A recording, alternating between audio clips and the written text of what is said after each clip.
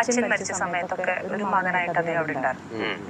അപ്പൊ അതൊക്കെ എനിക്ക് ഒരിക്കലും മറക്കാൻ പറ്റാത്ത കാര്യമാണ്. പിന്നെ നമ്മള് മുമ്പോട്ട് വന്ന സമയത്ത്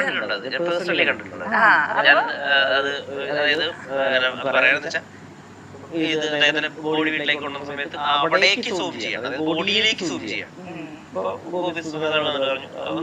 സമയത്തൊക്കെ ശരിക്കും എന്താ പറയാ, ഞാൻ എപ്പോഴും പറയാറുണ്ട്, ആ ഒരു വ്യക്തി ചിലപ്പോ എന്റെ ലൈഫിൽ വന്നത് അച്ഛന് ചിലപ്പോ ഒരു മരുമകൻ കർമ്മങ്ങൾ ചെയ്യാനും കൊള്ളി വെക്കാനും ഒക്കെ യോഗ ഉണ്ടായിരുന്നുണ്ടാവും.